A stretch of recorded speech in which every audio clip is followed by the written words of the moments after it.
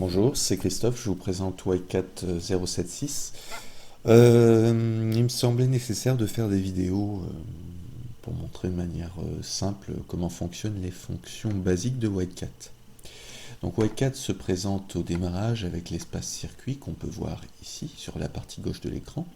Cet espace circuit montre donc les 512 circuits de Whitecat où on peut naviguer via un ascenseur vertical. Ici.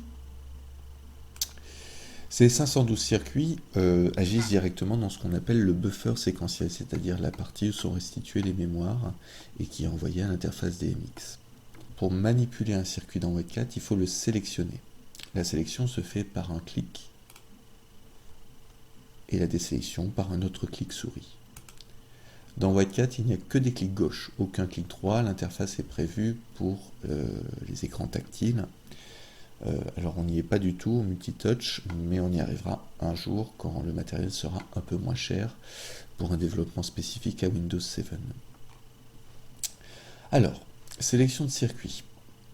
On a vu donc qu'un clic permettait de sélectionner ou de désélectionner un circuit sélectionné. Une attribution de niveau peut se faire de manière simple à la souris, en montant la molette, mais elle peut aussi se faire au clavier comme sur une simple console. Alors il y a déjà une touche très importante comme dans Schwarzpeter, c'est la touche Escape qui permet de désélectionner la sélection active. Lorsqu'on a la main sur un circuit, par exemple je sélectionne au clavier 5+, le circuit 5, et que l'on tape un niveau 50 at avec la touche Enter, ce circuit reste sélectionné, permettant donc de modifier 80 Enter son niveau jusqu'à obtenir un niveau qui vous intéresse pour votre enregistrement de mémoire. Il y a plusieurs manières de sélectionner des circuits. En passant par le clavier, on peut donc avoir plusieurs circuits sélectionnés comme sur une console, avec les touches plus, moins. Nous sommes en syntaxe polonaise, c'est-à-dire que le chiffre est tapé en premier, et la touche de fonction qui lui affecte ce à quoi il correspond est tapé en deuxième.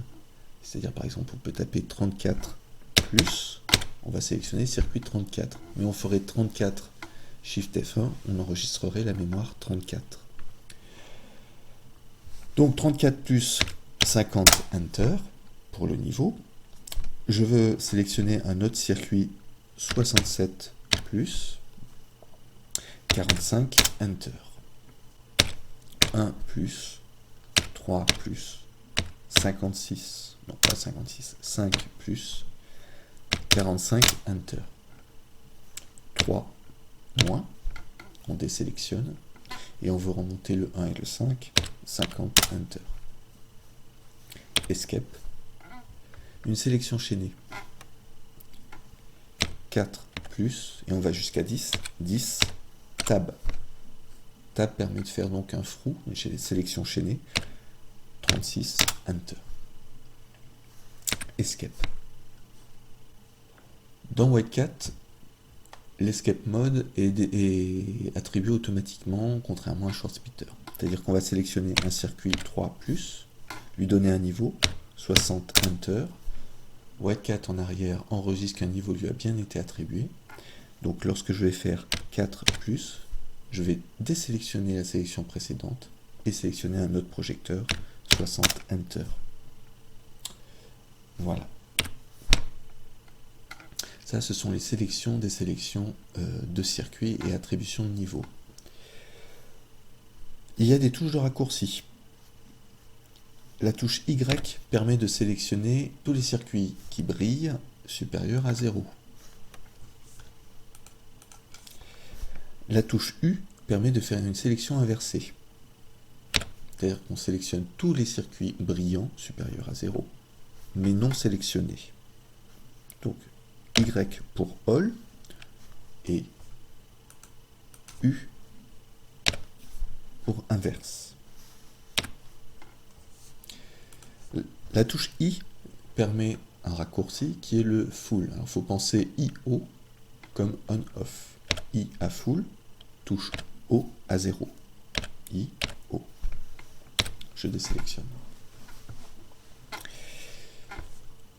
Pour travailler de manière fine en théâtre et en danse, pour faire ces niveaux, on peut bouger la molette de la souris vers le haut ou vers le bas et descendre donc d'un pas de pourcentage à chaque impulsion, ou utiliser flèche haute, flèche basse. Toutes les manipulations se font bien sûr sur les circuits sélectionnés. On peut aussi naviguer rapidement avec les flèches latérales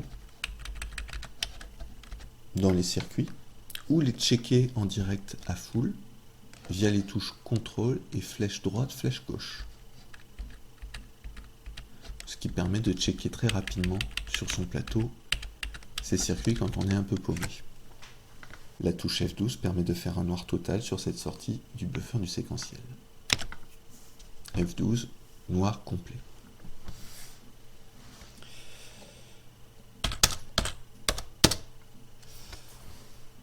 Alors, on voit le circuit ici 4 à 50%.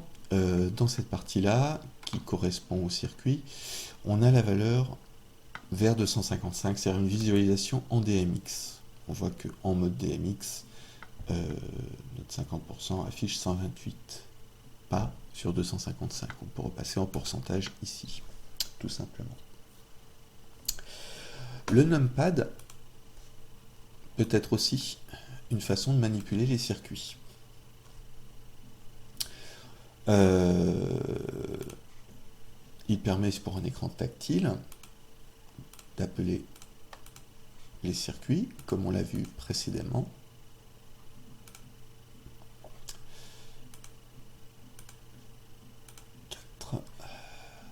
Tout. 6. Ok. On a les touches up down, plus moins, all donc Y, inversé donc U et tout le tab, ainsi que le point pour l'écriture de mémoire et de temps. Concernant cette petite roue, c'est une roue de niveau qui s'affecte en MIDI. Donc je ferai un tutoriel plus tard sur le MIDI. Je branche à chaud mon interface MIDI sur l'ordi. Je vais dans la configuration MIDI, vérifier. Elle n'apparaît pas, donc je rescanne. Après mon branchement à chaud. Donc MIDI yoke, ça on s'en fiche, on ferme.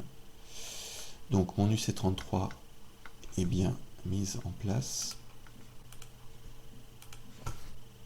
Alors, je bouge donc un bouton rotatif sur mon UC33 qui est un bouton avec butée physique, c'est-à-dire que je vais au taquet 0, au taquet 127.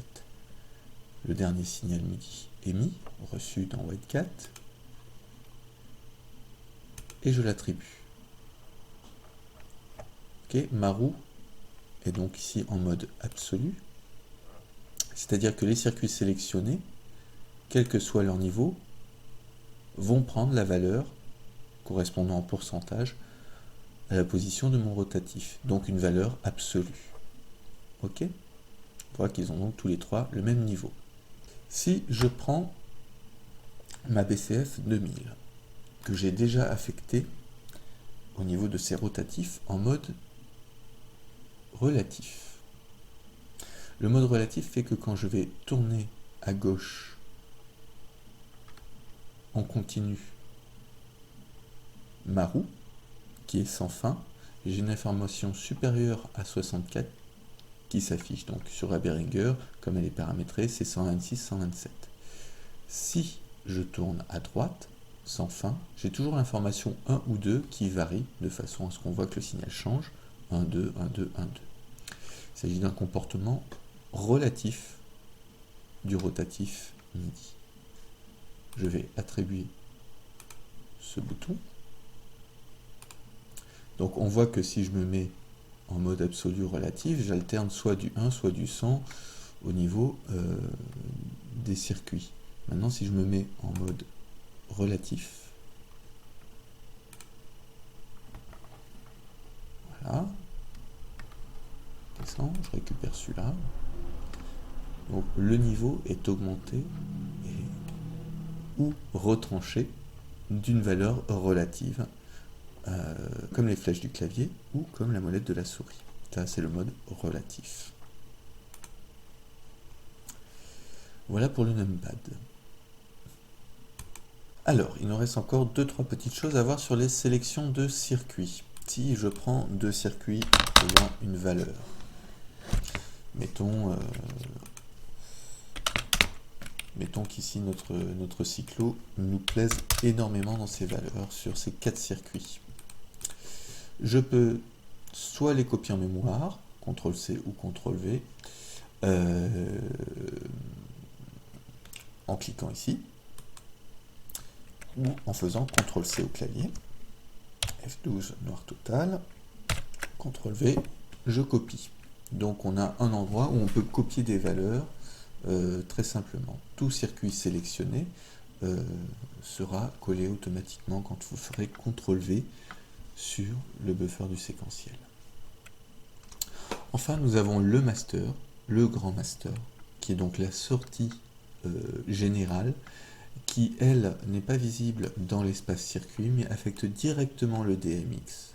Ce grand master concerne toutes les sorties de WAC4.